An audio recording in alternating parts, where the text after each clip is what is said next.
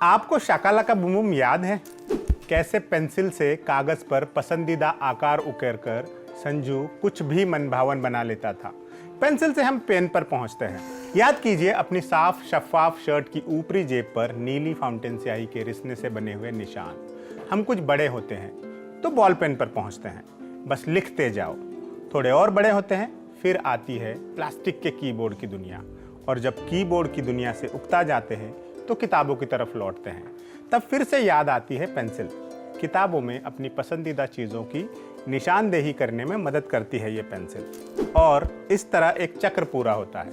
एक चक्र हमारे साथी दीपक के जीवन का भी पूरा हुआ। जब उन्होंने सलमान खान को पहली दफ़ा दूरदर्शन पर देखा था तब वो शाकालाका बूम बूम की पेंसिल पर थे।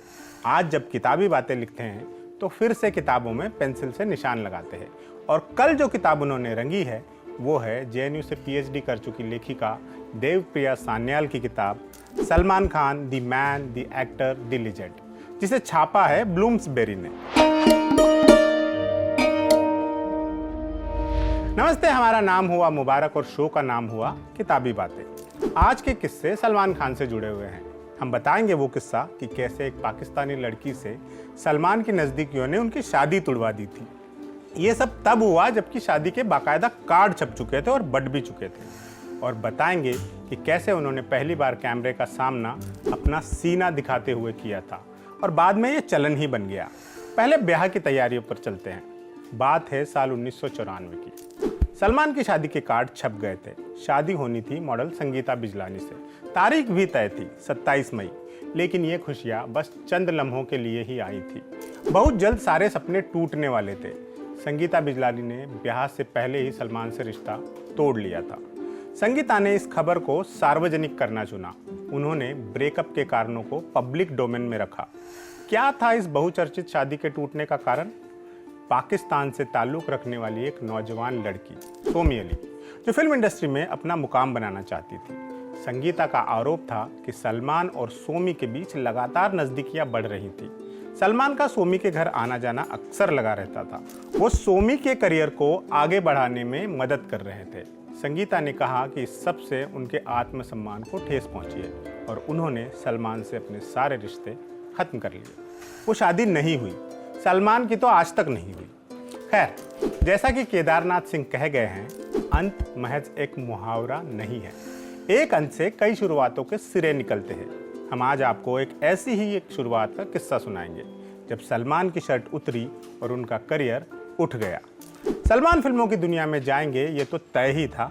भाई ने मॉडलिंग के लिए कॉलेज ड्रॉप आउट किया था, पर मानने वाले मानते हैं कि इस हीरे को पहला जौहरी मिला कैलाश सुरेंद्रनाथ के रूप में, जो एडवर्टाइजिंग की दुनिया में बहुत मशहूर नाम था। बॉलीवुड में भी उनके काफ़ी जानने पहचानने वाले थे। कैलाश बताते हैं, सलमान प्लेमेट क्लब में स्विमिंग के लिए आते थे, जो कि होटल सी रॉक का हिस्सा था। अब ये होटल अस्तित्व में नहीं है। कैलाश उन दिनों अपनी पत्नी आरती को डेट कर रहे थे। सलमान के पिता सलीम खान और आरती के पिता अच्छे दोस्त थे। एक दिन ऐसे ही सलीम साहब ने उनसे कहा कि तुम्हारा होने वाला दामाद एड फिल्में बनाता है, प्लीज़ उससे कहो कि मेरे बेटे को भी कुछ काम दे।